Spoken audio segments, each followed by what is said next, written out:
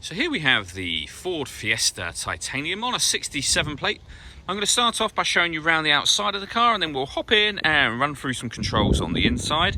But from the outside, you can see it's a 5-door car with alloy wheels and tinted windows. Let's start off inside the boot and then work our way around the rest of the car from there.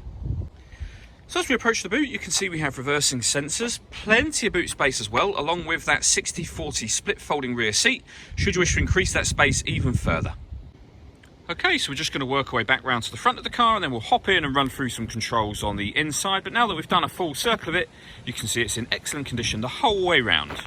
Just briefly before we climb in, I think it's what we're seeing the interior from this exterior point of view. There's plenty to run through in this car, so let's hop in and we'll do that right now. Okay, now that we're inside the car, we're going to start with the dials. On the left-hand side, we have the rev counter, and on the right-hand side, the speedometer.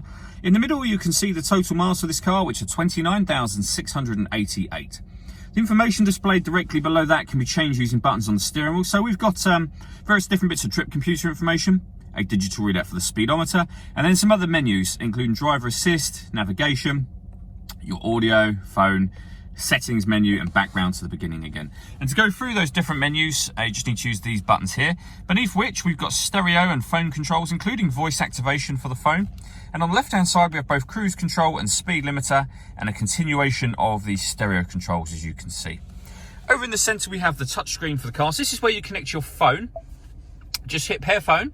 Search for your vehicle on your device and select it once it is found. And then just follow those instructions on screen from there. If we go back out to the home screen, you can see this car's got satellite navigation. There's a full video that shows exactly how this works on both our website and our Facebook page.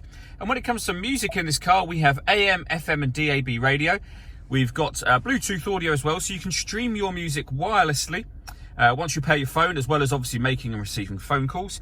And this car's got 2 separate USB inputs, so if you plug devices into those, you'll have extra boxes appear up on here for them as well.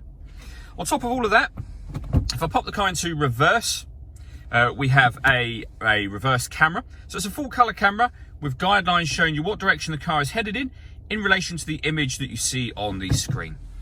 Below that, we have the main volume for the stereo. And at the bottom, we have the climate control. So you can adjust the temperature inside the car, the fan speed. You can determine where you'd like the air to be distributed within the car. When you're happy with those settings, that button turns the air conditioning on.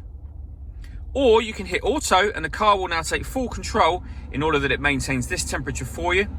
You can override that at any point in time you wish to. This car's also got a proper heated rear and heated front screen.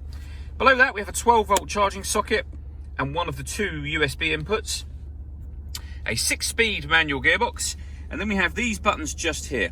So we can put the car in eco mode, we can turn off the traction control. This one turns off the stop and start. So this car is designed to cut out when it's stationary in traffic, which will save you fuel. Hit that button, that system is now off. This one turns off the parking sensors. And this one is really quite rare for a Fiesta. Hit that button and you'll see up on the screen, this car has got autonomous parking. So you can either parallel park or perpendicular park. The car will do all of the work for you. You just need to change gear and accelerate and brake when the car tells you to, but it does all of the steering. There's a full video that shows both of these parking methods on our website. It's well worth checking that video out if you have the chance. All that leaves me to say is thank you for taking the time to watch this video. If you'd like to come and see the car in person and have a test drive, please feel free to call any of our MJA sites. We'd love to hear from you soon.